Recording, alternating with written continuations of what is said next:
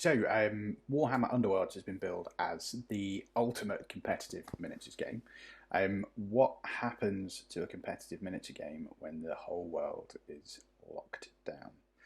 Well, luckily, there's some really great, fantastic online ways to be able to play Tabletop Simulator and Vassal, or if you want to play the game with a slight kind of twist, there's the official online version available on Steam. I was lucky enough to play in a tournament last Saturday. Details of the deck that I played on the thing up there somewhere. But how does lockdown affect the meta?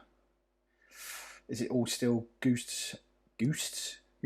Is it all still ghosts and ghouls grabbing objectives, or have things changed a bit? So let's have a look as I try to go down the meta rabbit hole and see what the lockdown meta is all about.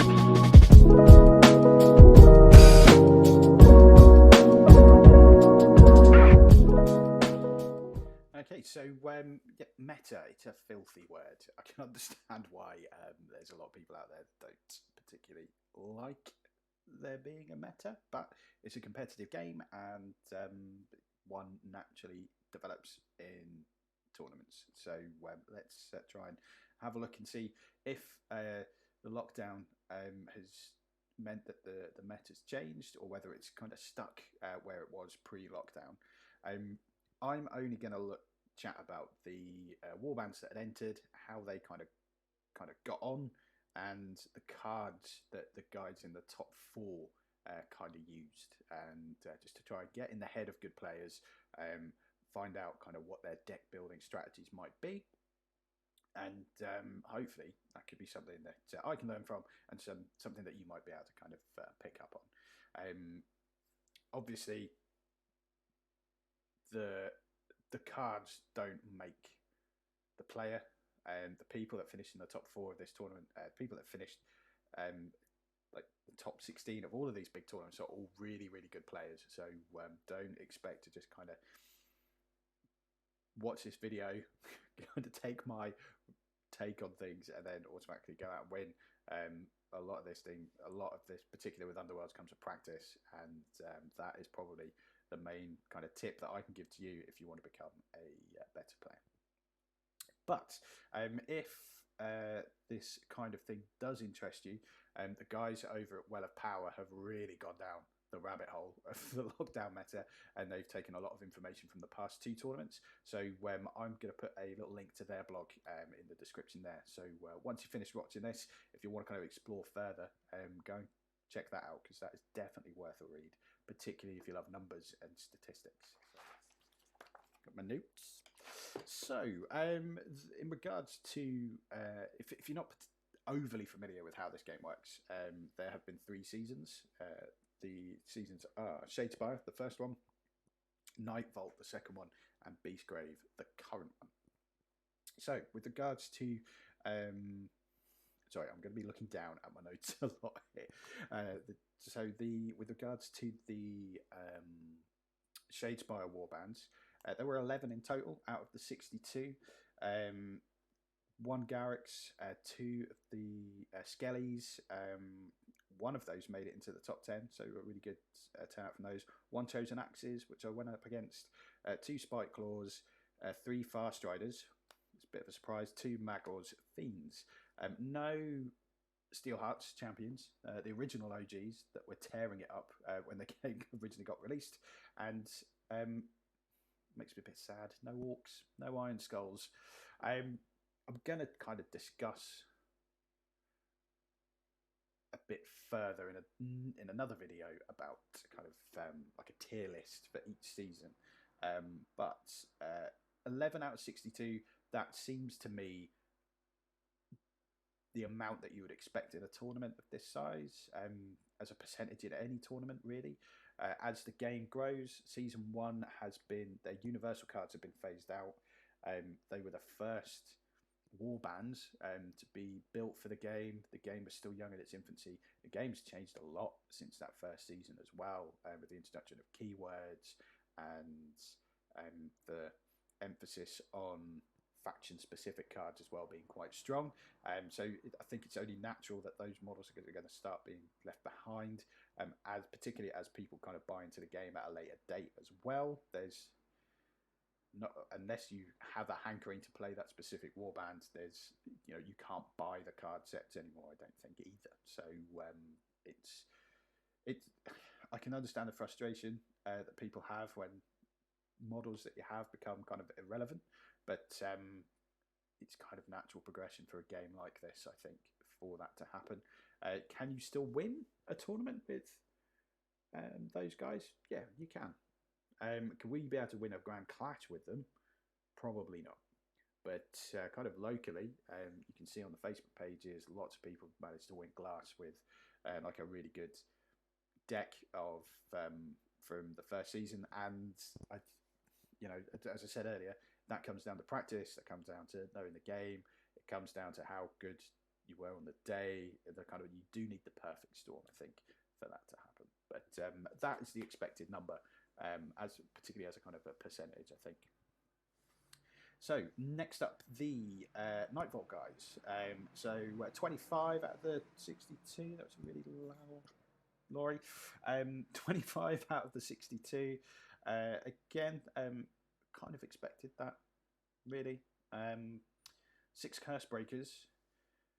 Now, I'd say out of all of the Nightvault war bands, if someone puts Curse Breakers in front of me, no matter what I'm playing, I think, in for a rough time here. They're really strong, really consistent.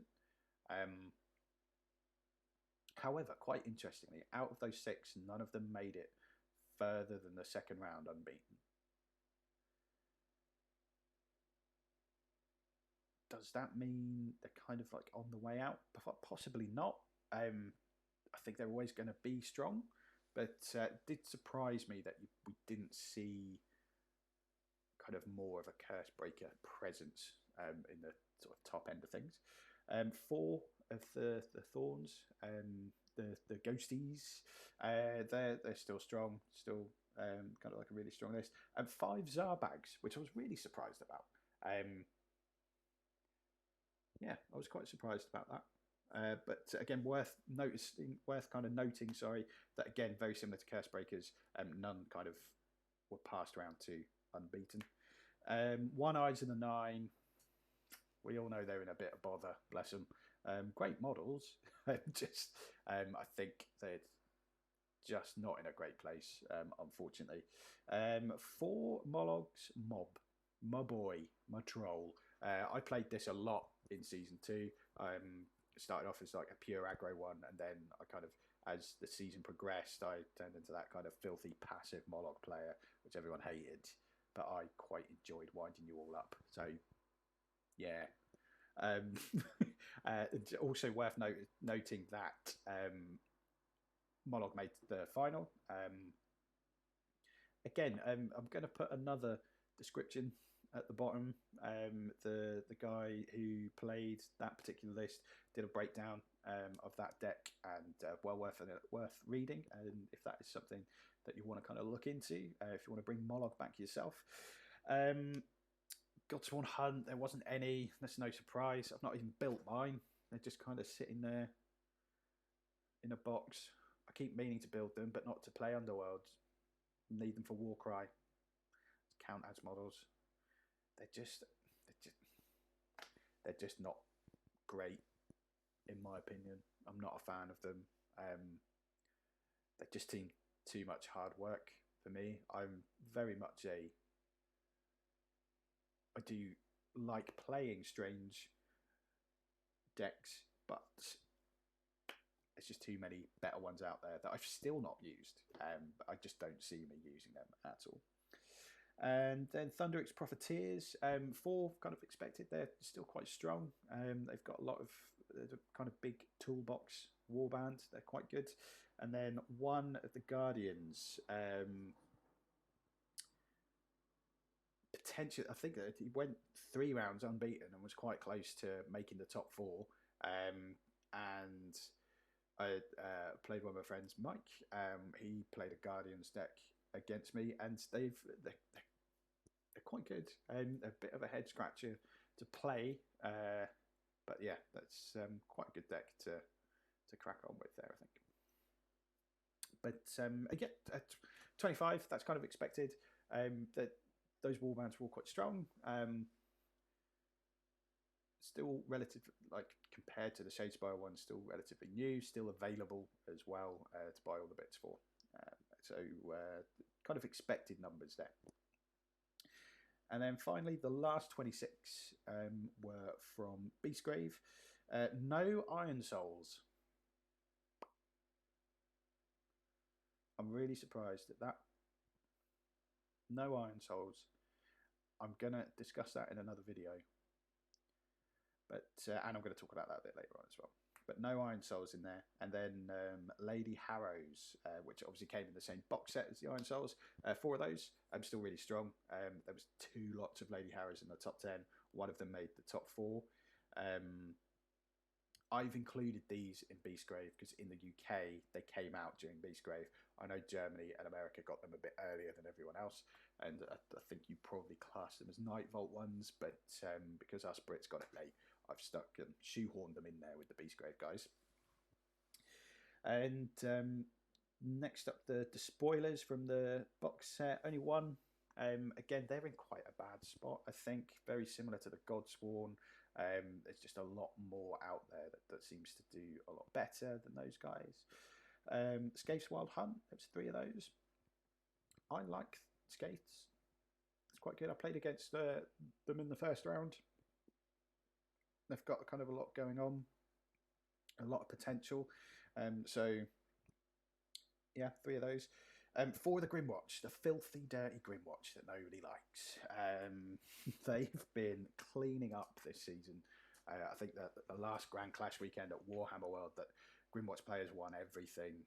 And I can understand that people would get upset about that. But they're a really strong warband. Due to some kind of changes with aggro coming back, it would seem, they're not as dominant.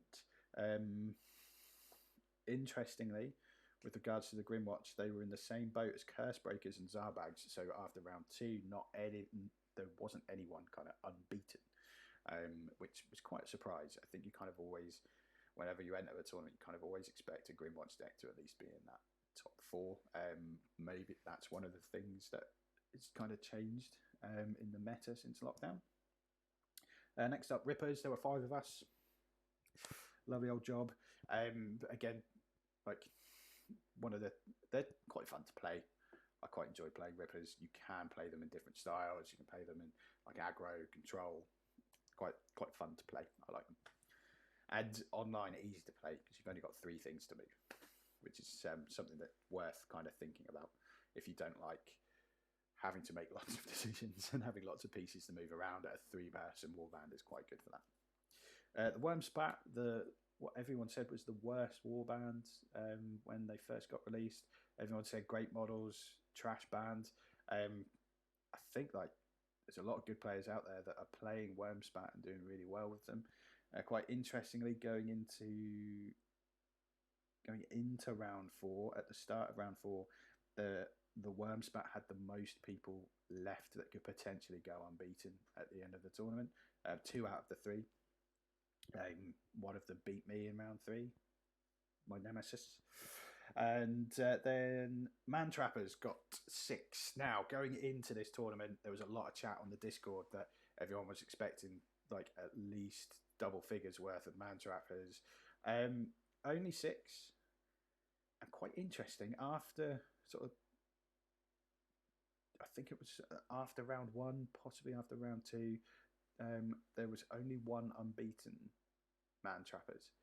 So, good. That guy did go on to win. So they are a good, strong warband. But, it's by no means is it easy mode. By no means is it a guaranteed win using Man Trappers. They're strong. There's a nice toolbox there to really kind of rip through opponents' warbands. Really good aggro and ball control. But I think that's kind of an expected kind of mix. Looking at that, kind of the newer things, people like playing newer warbands. The Beastgrave Warbands are a lot better than the Shadespire ones, and probably a little bit better than the Nightbolt ones. But I think that kind of happens as a game has to progress, and as a game, as a business, really, they're not gonna.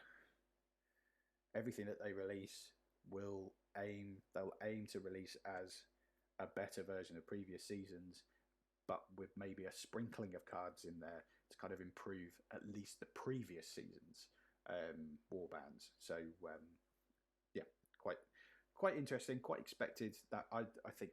What do you think with regards to a tournament? Is that a fair representation? Do you think Warhammer should be doing more to represent Shadespire warbands, or do you think as the rotations happen, it's only natural that these things do and should fade out? So I'm just going to discuss kind of quickly the top 8 and kind of how things finished up. So there was quite a nice spread of warbands in that top 8. So 8th, Lady Harrows. 7th were the Guardians that I mentioned. 6th were the Wormspat. No, sorry, not the Wormspat. 6th were the Grimwatch. And 5th were the Skellies, the chap who was playing Skellies. Lady Harrows squeezed into the top 4. 1 Wormspat, 1 Mollog, and 1 Mantrappers. That to me is really healthy. It's a nice spread of warbands up there. All different styles there as well. You know, you've got aggro, you've got board control, you've got objective grabbers. So when kind of looking at that, when before you'd be looking at tournaments and there'd be like 3 represented in the top 10, having a wide variety of things there is good. You know, variety is good for tournaments. A mixed meta is good for the scene. You know, I think it's a really good thing. But you know, what do you think? Do you expect tournaments to just have the same things in the top 10? Do you prefer tournaments like that, or you know, do you prefer a tournament where it's a nice kind of mixed bag like this? From your kind of personal standpoint, when a meta is more set in stone, I guess, like it was a few months ago, is it easier for you to prepare for a tournament, or do you like to go into a tournament not knowing what to expect? Let me know what you think with regards to that. But kind of going sort of into the final stages of the video, I'm going to kind of discuss the cards that those top 4 used, and hopefully we can kind of get into the mindset of the list building that these guys used. Okay, so we'll start off with the objectives. This is your glory scorers. So we're on top of kills, obviously. There was a nice kind of spread of objectives here, which would suggest different play styles. Obviously, the final 2 were very kind of aggro based, but they did have kind of other tools in there to kind of help them score extra glory. But quite interestingly, there wasn't one card that all 4 used in the objectives. The closest ones that we used 3 times were Digging Deep, Frantic Exchange, and Opening Gambit. Quite interestingly, not necessarily cards that are influenced by what happens on the board, but more cards that what happen kind of like in between action phases. I'll kind of chat about that a bit more in the ploys, but Digging Deep and Frantic Exchange are 2 cards that I wouldn't have thought about putting in, as I don't really think about that stage of the game. I think about what happens on the board more, and you've got to remember this is a miniatures game, but it's also a card game as well, so you probably do need to think about those card mechanics a little bit more. Opening Gambit is, I guess, with you have the option to put in 6 surge cards or score immediately cards. If you're not putting in any of those, you're probably a bit daft. if you're not using all 6 like I did, you're being a bit daft and you're kind of handcuffing yourself a little bit there. An opening gambit just works really well with the fact that you're probably going to score at least 1 surge card a turn. So it's 3 quite easy scoring cards there, with 2 in particular being something that I wouldn't have thought about putting in the first place. I've always looked at them and thought, man, I'm not going to sit there and just draw cards for the sake of scoring. Digging deep. And Frantic Exchange now is also something that's a bit similar to Ploymaster and those sort of cards from previous. So it's good to have a card in there that you can score if you're dead. So I guess that's where Frantic Exchange and Digging Deep can kind of help out. So being able to keep up if you've been annihilated, or keep ahead if you've been killed. So I like those type of cards. So some food for thought there, really, for how I build my decks in the future. And then there were 4, 5, 6, 7, 8 cards in the kind of the big scheme of things, where two of them took those cards. Calculated Risk. It's really easy to score, which is why it's in the restricted list. Combination Strike. I did have that card. I really struggled to score it, but I think that was more down to mulligans and the cards that I chose as my surge cards. So maybe there is still a place for it. I'm still a little bit undecided. Singled Out. Very good if you have a mega boss deck. So Ripper's their boss, Mollog, and the old man trapper, I can't pronounce his name, Horgath. You're going to be putting upgrades on. If the main thing behind your deck is buffing up one of your guys with all the upgrades, that seems quite an essential card. And then Solid Gains. If you're racking up the glory, that makes sense. Gathered Momentum, again, a great card. Strong Start, if you're playing aggro, seems like perfect to put in. Bold Conquest, and To the End. Now, To the End, again, that's a card I never really thought about putting in. Sits quite nicely with Frantic Exchange and Digging Deep. So if one of the things that you plan on doing in your game is just drawing and burning through cards to find the things that you need, that's a good card to put in there. So again, a bit of food for thought there for me. Looking at the kind of number of objectives that they had, these were all universal ones. I haven't gone into the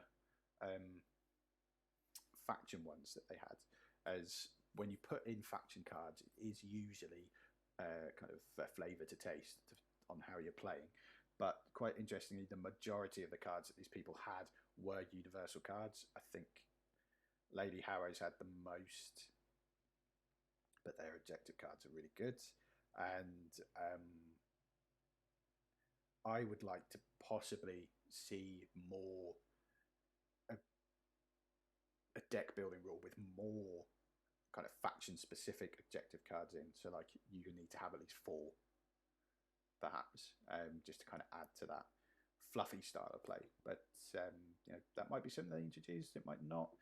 I know kind of they're leaning towards trying to at least kind of people relying less on universal cards. Yeah, be interesting to see if anything like that does happen. Do you think it should? Are you happy with how it is now? Let me know. Okay, so next up was Ploys. Quite interestingly,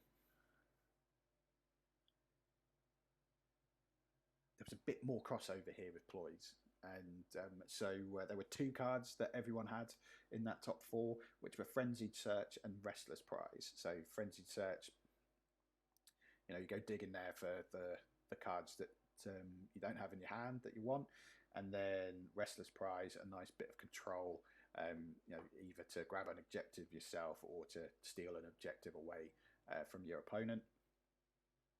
and then cards that 3 of the people had there kind of fit that mindset as well. So Unnatural Truce,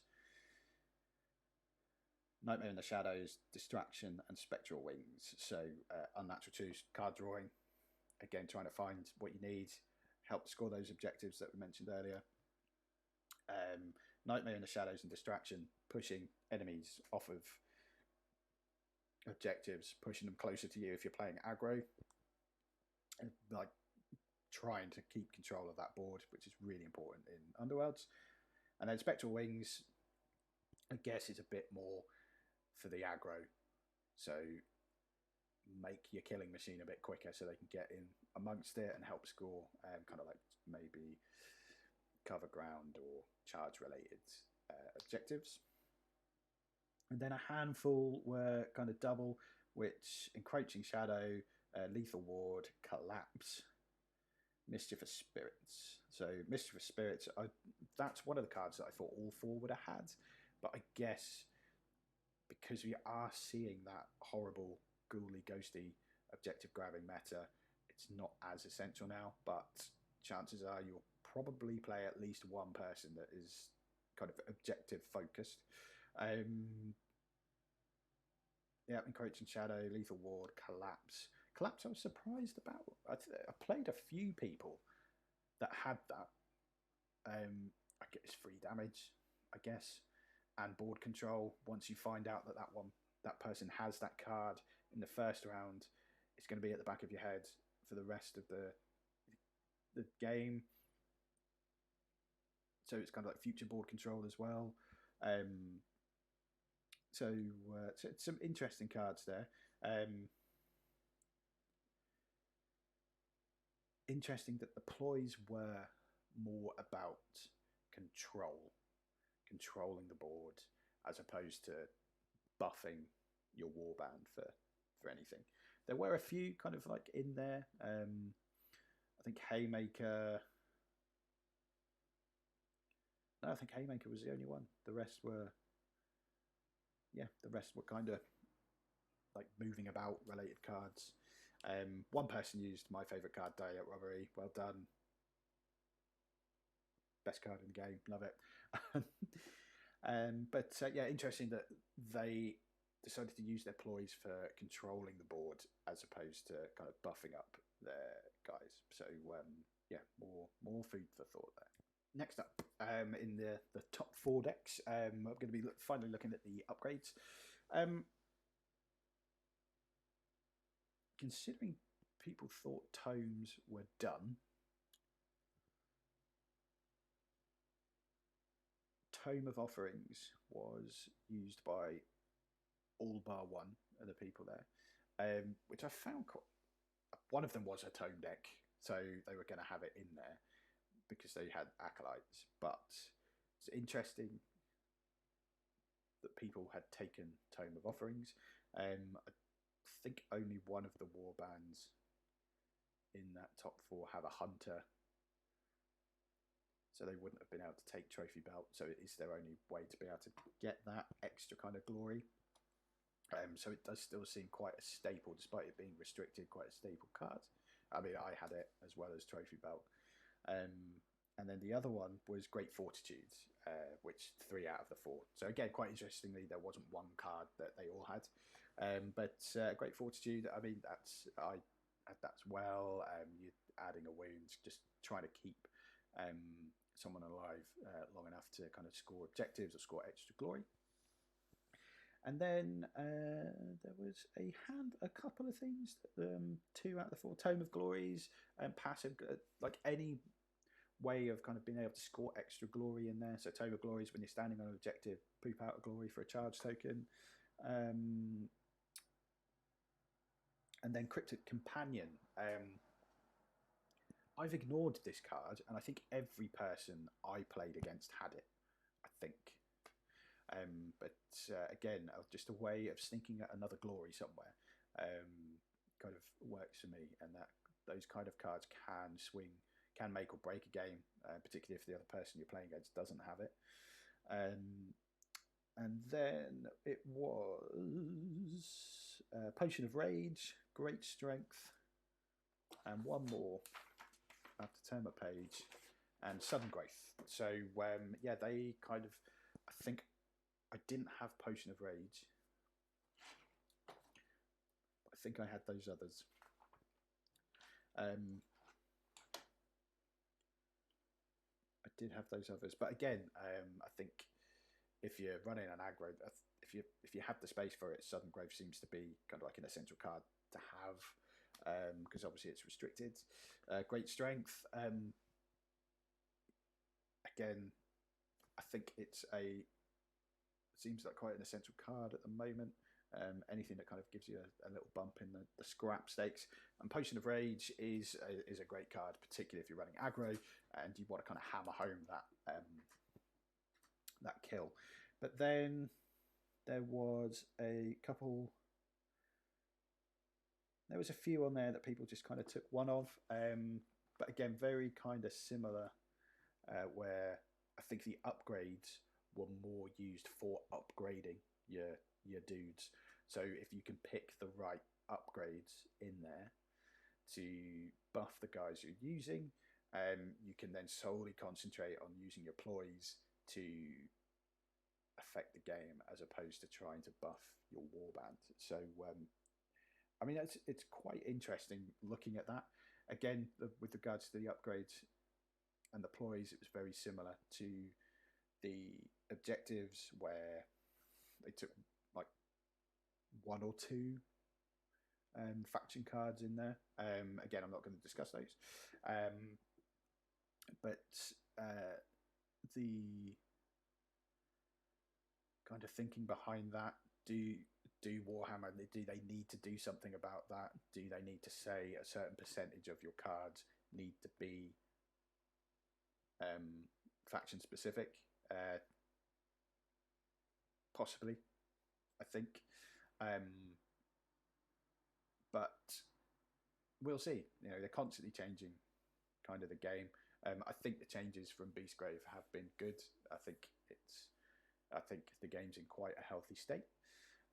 But yeah, kind of a lot of food for thought there. Kind of looking at that. I do have a tournament coming up in June. Touch words, I do have a baby on the way as well, so whether I get the time to play that, I don't know. So if I do play in that tournament, I'm going to use the info from this to try and build something, and I am going to take one of the warbands that weren't represented in the next one. So keep an eye out on that. Do subscribe. If you're interested, if you're intrigued, do sub and keep an eye out for that video. But thanks for stopping by, and let me know what you think. Are you happy with the meta? Do you think the meta sucks? Let us know. Cheers.